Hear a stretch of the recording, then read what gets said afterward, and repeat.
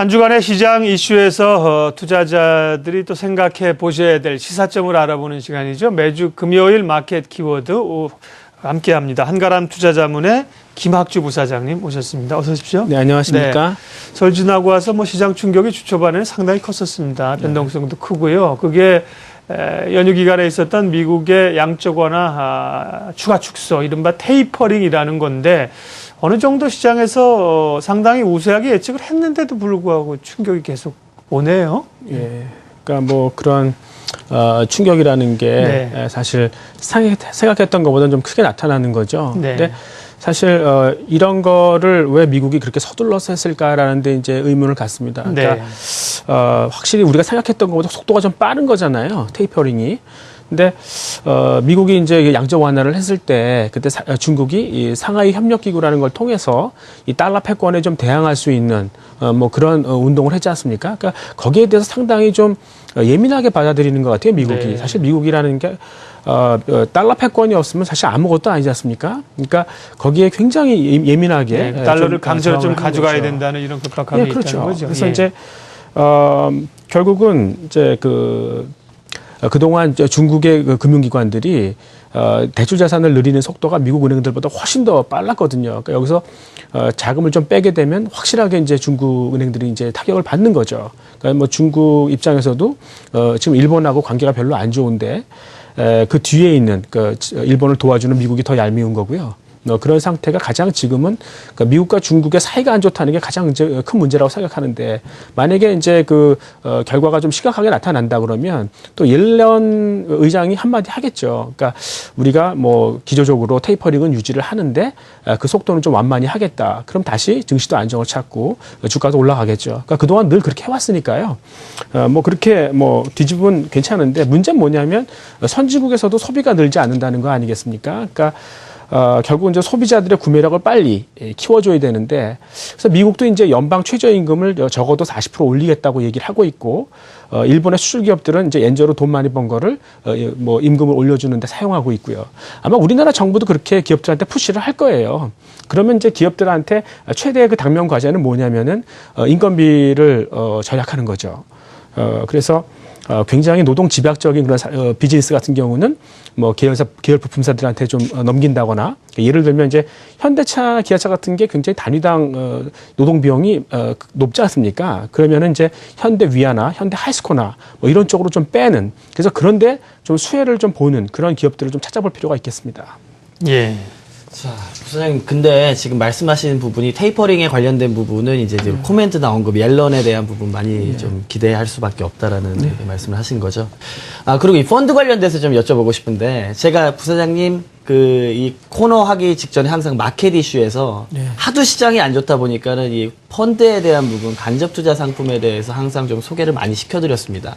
그 중에 가치주 펀드라든지 아니면 롱숏, 이 펀드가 작년에 굉장히 히트를 쳐가지고 자금에 대한 이동이 상당히 많이 일어났었거든요. 그러니까 올해에 대한 우리나라 시장도 그다지 그렇게 많이 빠르게 회복할 가능성이 약간 좀 눈에 보이지 않는다라고 하게 되면 이쪽에 부각이 계속 좀 더 나올 것 같은데, 이 이동에 대한 부분은 지속될 것으로 좀 예상을 하십니까? 예, 벌써 가치주 스타일이 좀 상대적으로 좋은 성과를 보이기 시작한 게 3년이 넘었죠.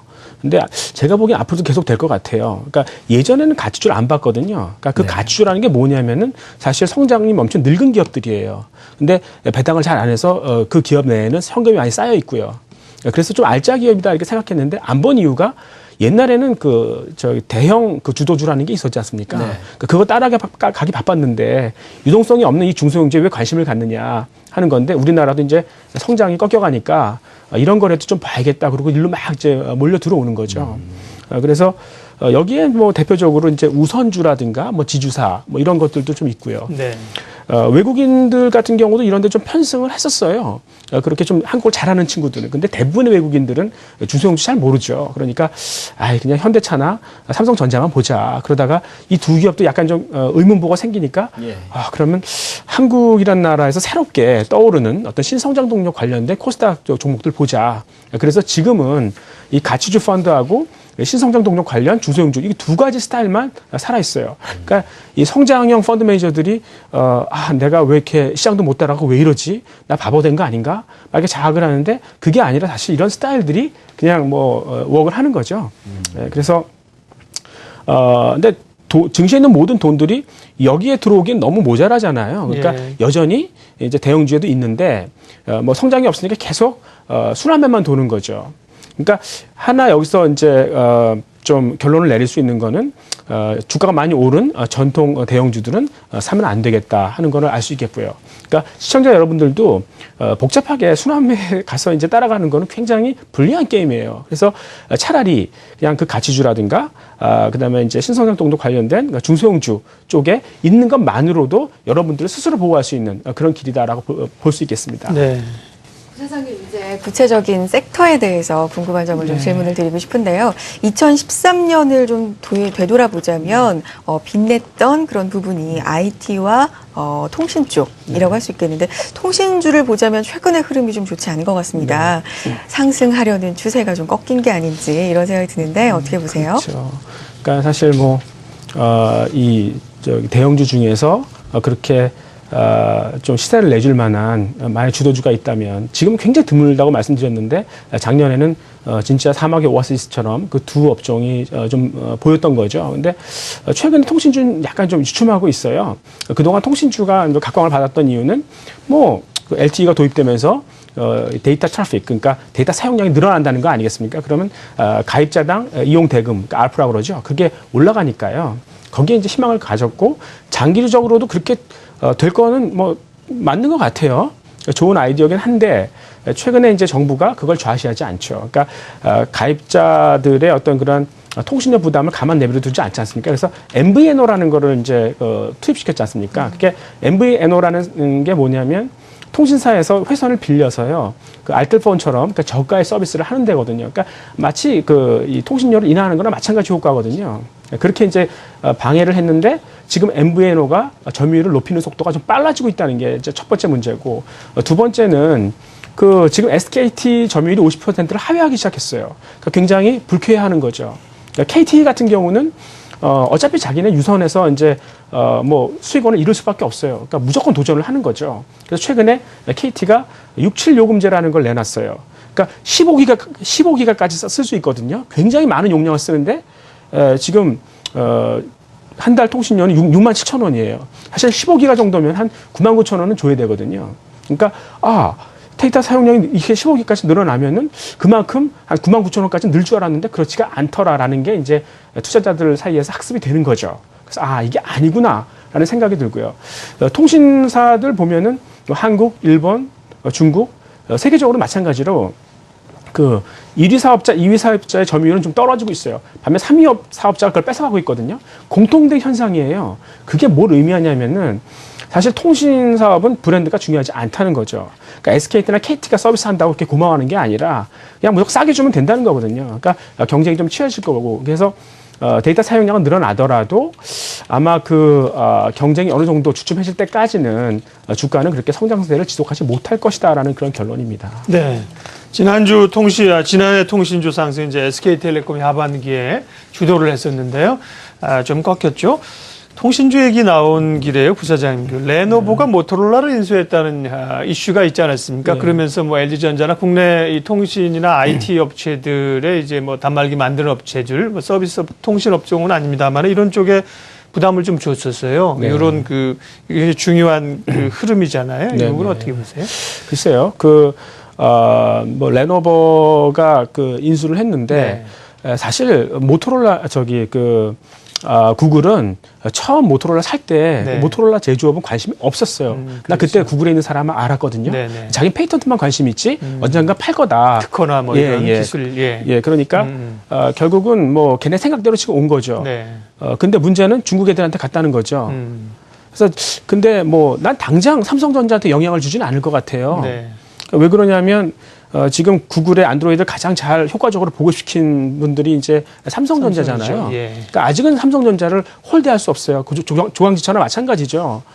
근데 만약에 이 중국의 레노버가 모토로라 인수해가지고 생각보다 빠르게 올라온다. 그러면은 이 구글이 이 삼성전자를 홀대할 수 있는 방법론이 생기는 거예요. 그러니까 지금은 당장은 영향이 나타나지 않겠지만 상당히 우리가 앞으로 먹을 수익들이 많이 감해지는 네. 그런 효과라고 볼 수 있겠고요. 뭐 사실 LG전자는 말할 것도 없고. 뭐 그래서 저는 사실 그러니까 허핀달 인덱스라는 게 있지 않습니까? 그 산업의 어떤 집중도를 얘기하는 건데요. 네. 지금은 굉장히 집중돼 있죠. 근데 그게 깨질 수 있는 어떤 포텐셜을 이 사건으로 해서 이제 제공이 됐다 이렇게 볼 수 있겠습니다. 네, 삼성도 고민이죠. 말씀하신 것처럼 애플에 대항해서 이제 구글하고 손을 잡고 있는데 뭐 언제까지나 동지가 될 수는 없는 상황이니까요. 자, 통신 얘기하다가 그쪽으로 좀 갔는데요. 그 통신과 함께 이제 전기 가스 업종도 선전을 했었는데 통신은 좀 꺾인 반면에 전기 가스 업종은 아직 한전을 필두로 해가지고 상당히 잘 꼿꼿하게 가고 있는 것 같아요. 그러니까 이제 작년에 이렇게 좋았던 이유가 네. 아마 그동안 정부가 올려주지 않던 전기료 인상시킬 것이다라는 그런 이슈 아니겠습니까? 네. 그러니까 과거에 우리나라 정부가 발전소를 안 졌어요. 왜 그러냐면 발전소 지려면은 돈이 필요하잖아요. 네. 전기료를 인상시켜야 되거든요. 그럼 표가 깎이잖아요. 그래서 안 했거든요. 근데 지금은 전기가 너무나 부족해졌어요. 그래서 지금은 뭐 이제 우리나라 1인당 국민소득도 많이 높아졌고 전기료 인상에 대해서 그렇게 저항감이 옛날보다 많이 떨어졌거든요. 그거보다는 차라리 전기가 부족해가지고 공부를 못하면 그로 인한 정부의 신뢰도 하락이 훨씬 더 크다는 거죠. 네. 정부가 이제 결심을 했어요. 이제는 전기료 인상시켜서 투자를 해야겠다. 그런데 실제로 잘 안 돼요. 왜냐하면 옛날엔 사실 사람이 안 사는 곳에 발전소 짓고 송배전 시설 지으면 되잖아요. 근데 지금은 우리나라도 많이 개발이 돼서요. 지금은 다 사람이 살아요. 그래서 이 지역 주민들과 마찰이 되게 심하기 때문에 발전소 짓는 속도가 되게 느려요.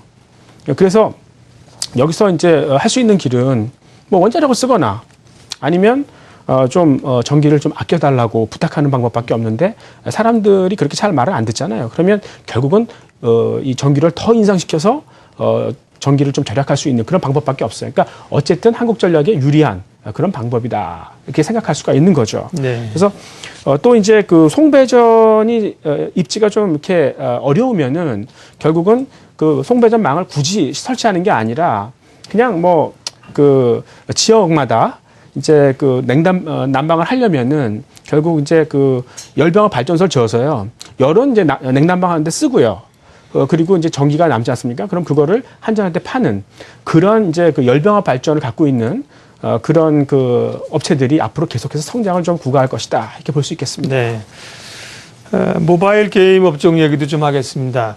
저희가 그 중소형주 분석하는 코너가 있는데요. 거기서 지난번에 그 썬데이 토즈라는 기업이 있지 않습니까? 애니팡2 출시한다고 그래가지고 말씀하셨을 때 주가가 꽤 올라와서 사실은 조금 우려했는데 이후로도 뭐 주가 굉장히 강세로 가면서 모바일 게임 업종이 조금 살아나는 듯한 느낌이 있대요. 이쪽 부분은 어떻게 보세요? 그러니까 모바일 게임 시장은 진짜 커졌어요. 네. 앞으로도 계속 가속적으로 커질 수밖에 없고요. 근데 주가는 작살이 났었죠. 네. 그 이유가 뭐냐면 신작을 내놓잖아요. 그러면 그 생존 주기가 제일 너무 짧다는 짧아요. 거예요. 예, 네. 그만큼 경쟁이 심화됐다는 건데 최근에 이제 차라리 그럴 바에는 그 게임들을 모아놓고 이제 좀 소비자들의 구미에 맞게 이게 배분을 하는 그런 뭐 네이버 같은 플랫폼이 좋지 않겠나 이렇게 생각을 했거든요. 그런데 최근에 이제 그 카카오톡하고 네이버하고 이 모바일 게임을 유치하기 위해서 수수료를 깎아준다는 등 그렇게 경쟁이 치열해지니까 이제 협상력이 이 모바일 컨텐츠 쪽으로도 가는구나 이렇게 생각을 하는 거죠. 그래서 관심을 갖게 됐습니다. 그래서 우리가 쳐다볼 때는 첫 번째로 이제 그 히트레이쇼가 높은 업체를 찾아볼 필요가 있을 것 같아요. 아무리 경쟁이 심해도 딱 그 신작을 내놨을 때 실패하지 않고 흥행이 될 수 있는. 그러니까 게임을 아무렇게나 개발하는 게 아니라 누가 사용할 건지, 네. 우리의 타깃 커스터머가 누군지, 그리고 빅데이터를 기반으로 해서 정말 히트를 칠 만한 그런 게임을 개발할 능력이 있다 그러면 그런 빅데이터 인포메이션을 갖고 있다 그러면 그런 업체는 상당히 이런 커가는 파이에 동참할 수가 있는 거죠.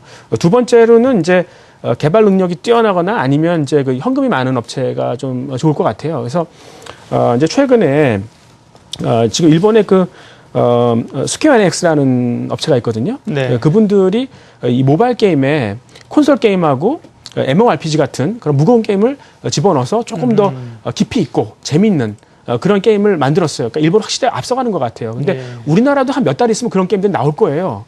그러니까 그렇게 개발할 능력이 되는 업체들을 봐야 될 것 같고요. 또 하나 이제 현금 많은 업체인데요. 지금 뭐 그 진가라는 데가 있지 않습니까? 그러니까 걔네가 내추럴 모션이라는 조그만 모바일 게임 개발 업체를 인수했어요. 그러니까 진가는 아직도 이익을 못 내고 있거든요. 근데 그 업체를 인수하는 것만으로도 주가에 프리미엄이 붙었어요. 네. 예를 들어서 우리나라도 NHN 엔터테인먼트 같은 데가 현금이 5천억이나 있어요. 근데 그분들은 이제 라인이라는 배급망을 갖고 있지 않습니까? 그러니까 굉장히 똘똘한 그런 개발 업체를 인수해서 게임을 그쪽으로 이제 실으면. 실으면 상당한 파워가 있다고 생각을 하는 거고요. 마지막으로 이제 그 웹보드 게임에 대해서 우리나라는 굉장히 좀 터부시하는 것 같아요. 그러니까 사행성 게임이다 이렇게 좀 이렇게 규제를 강하게 하는 것 같은데 외국은 그렇지 않거든요. 영국, 미국, 일본 다 그렇죠. 그러니까 좀 정부가 세수가 부족하지 않습니까? 그러니까 그걸 세금 마련하기 위해서 조금 더 이런 거를 좀 풀어주는. 그러니까 차라리 우리나라에서 홀대받지만 해외 가서 하면 되지 않습니까? 그래서 웹보드 게임에 대해서 너무 이렇게 그 실망할 필요 없겠다. 네. 그걸로 인해서 주가가 빠졌으면 좀 사볼만 하겠다. 이렇게 결론 지을 수 있겠습니다. 예. 한 주간의 주요 이슈들 시사점 알아봤습니다. 마켓 키워드 한가람 투자자문 김학주 부사장님 함께했습니다. 고맙습니다. 네, 고맙습니다.